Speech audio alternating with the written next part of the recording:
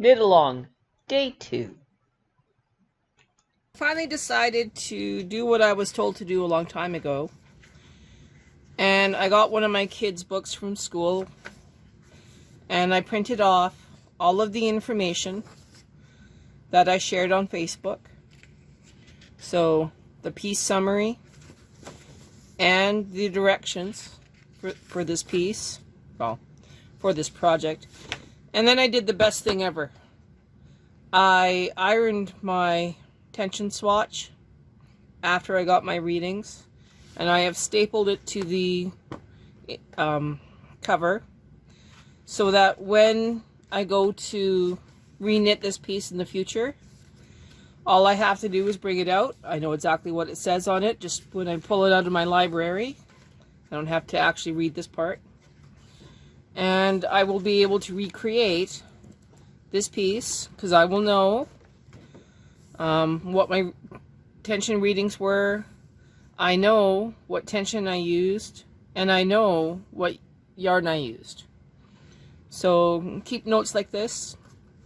Normally I just put my notes on these little recipe cards, but I've noticed that I forget to follow through and actually file them into the file box.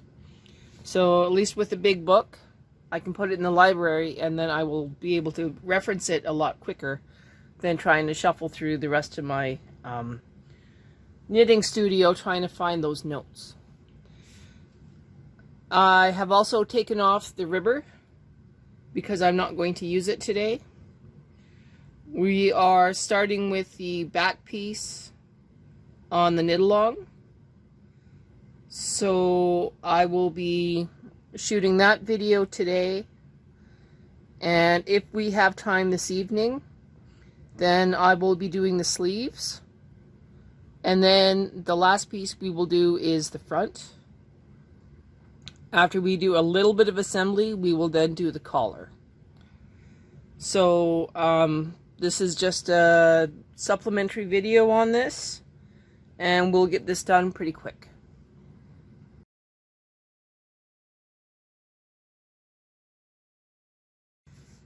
Okay, according to the instructions, I'm going to cast on 176 stitches, and I'm going to knit to row 130, and then I will initiate my punch card.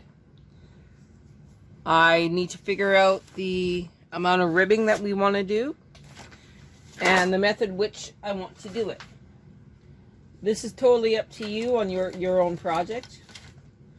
If you want to do mock rib, then you just need to double the rows that I'm going to say. If you want to do peacock, same maneuver, but you get to use your lace carriage. If you want to use your ribber, then it's 1x1 ribbing. And if you are lucky enough to have a garter carriage, then you will be using your garter carriage. I am going to show the first row, and then I'm going to knit my ribbing off camera. I have 88 left, 88 right. I have a high vis contrast color going into my machine. I'm knitting on tension 6.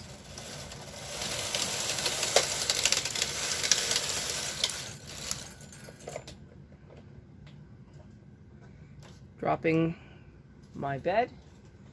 I'm going to put on at least 5 claw weights. 0.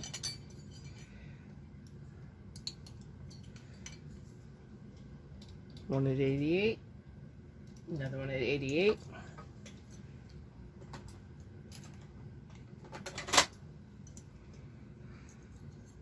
And then 40 and 40.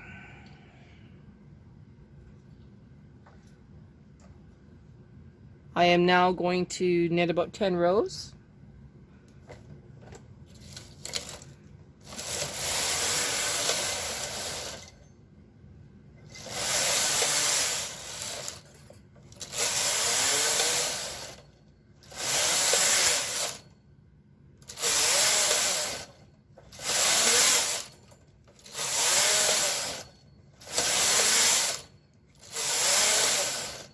For my last row, I'm going to make an exaggerated loop, change my tension to 10, and knit across.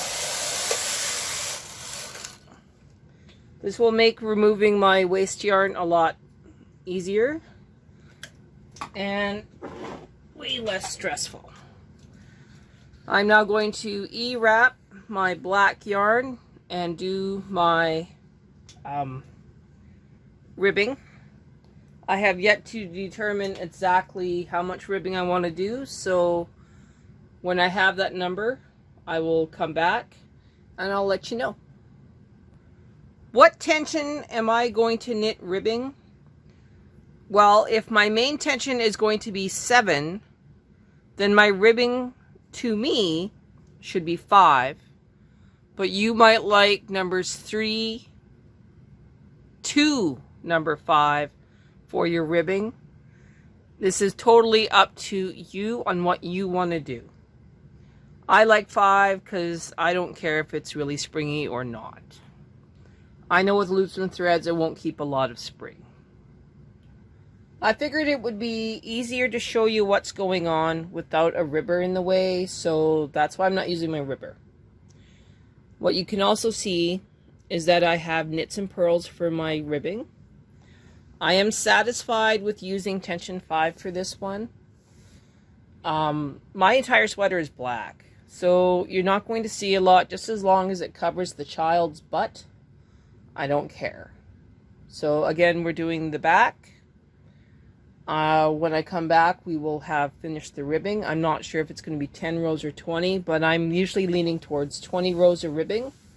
And I want to make sure that the ribbing I use on the back and the front is going to match the ribbing on the cuffs. I'm going to make them all the same depth. I am finally at 15 rows of ribbing, and I think it's too skinny.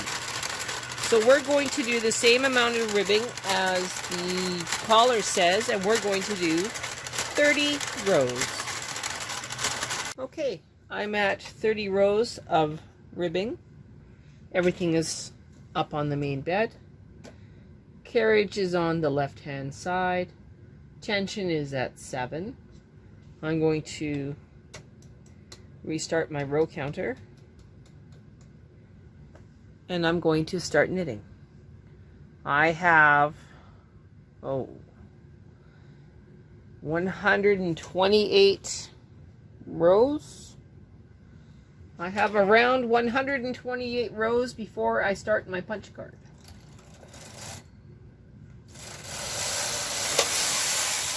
So this goes pretty fast.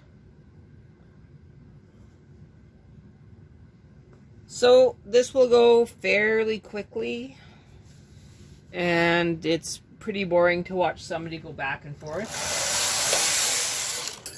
over and over.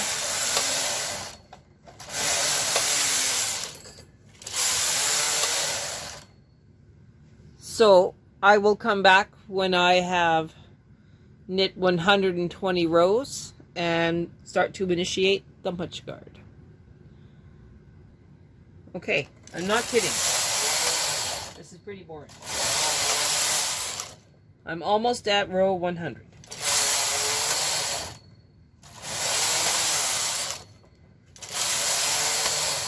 This is row 100. I have 29 more rows before the punch cards needs to be turned on.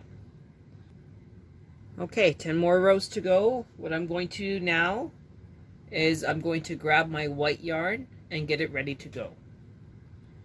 My white yarn is loaded and ready to go. I have 10 more rows of knitting. I'm at row 119.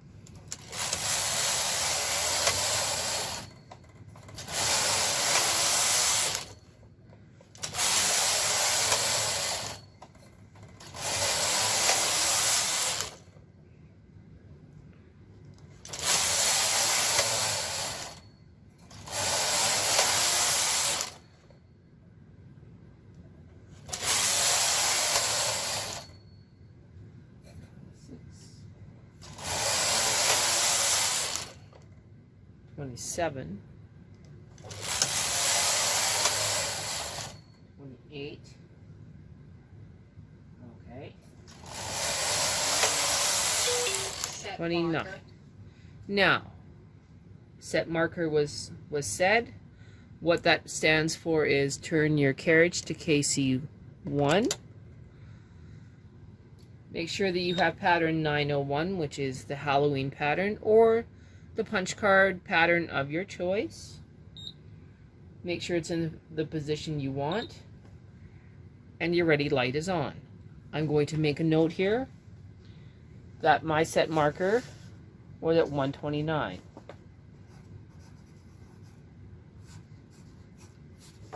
I will make sure that I start at 129 for the front as well. That is a very important number. We're taking a deep breath. We are ready in KC1. Our pattern is loaded. We're going to knit across and we should get a checkerboard pattern.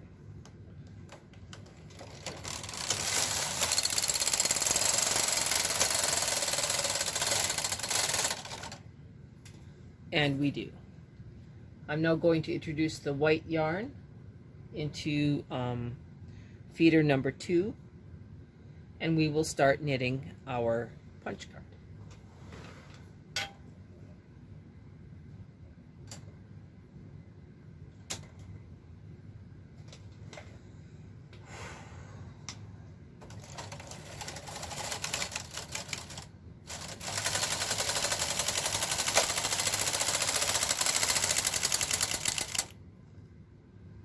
Everything looks good. Okay.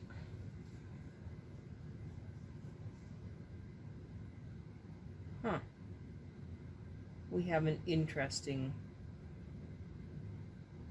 little flaw there. So one of the needles that I have marked as being weird has shot itself forward when it should not have. I have it marked with blue. I'm going to mark it back here. Now, if it does it repeatedly, where it doesn't follow the pattern, then I know that that needle is dead. Or it could be my sponge bar. So, I'm going to shift my sponge bar and see if I get that again. Okay, I shifted the sponge bar. We are now going to knit across and see if we have a change in the pattern.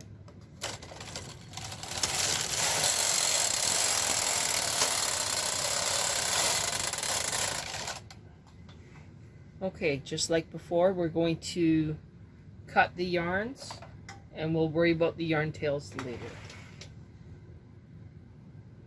So we need to cut black.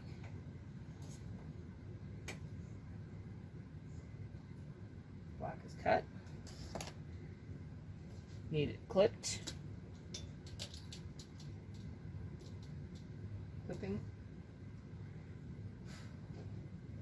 We can actually let it go if we want to. We'll just repeat it later. Okay, we're going to go across. Okay, that was a bad idea.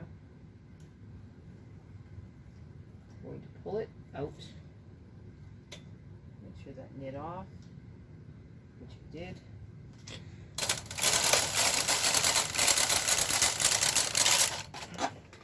Okay, we're going to reintroduce our black yarn.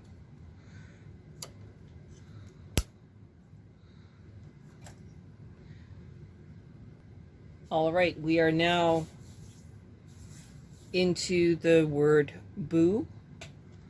To make sure that I remember where I am, I have my tension swatch in front of me. And I am now knitting across to do the word boo.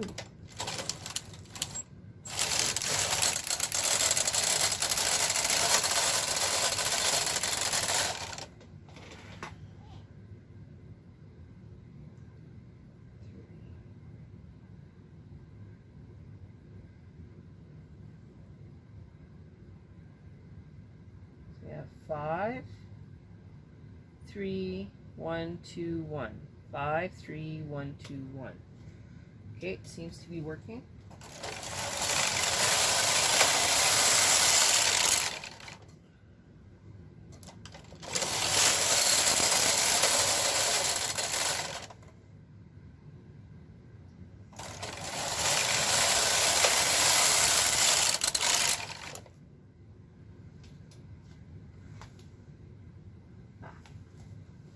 One second.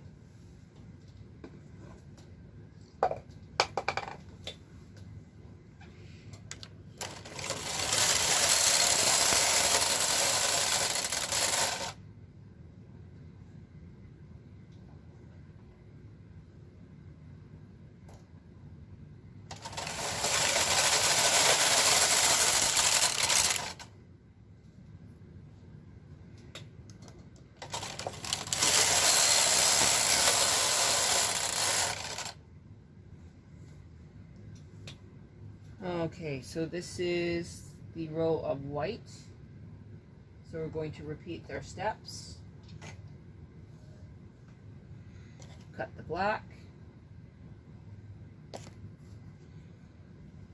Clip the black. Remove the black. Knit across.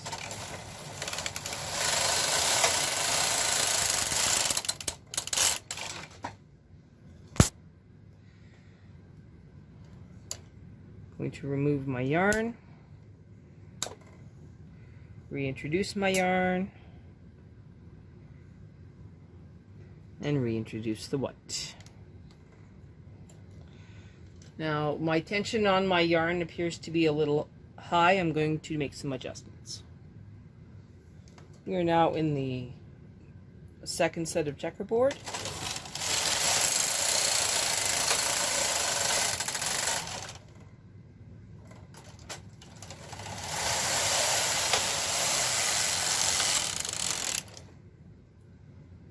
Okay, this is now going to knit just black. We're going to move those back. Cut the white this time.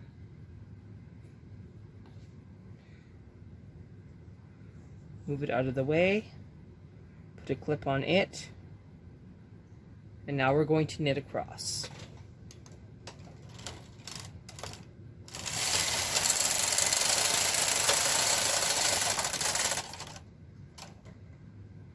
Reintroducing the white.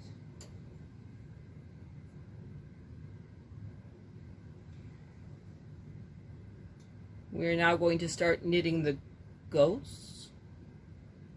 Yes, we are knitting the ghosts.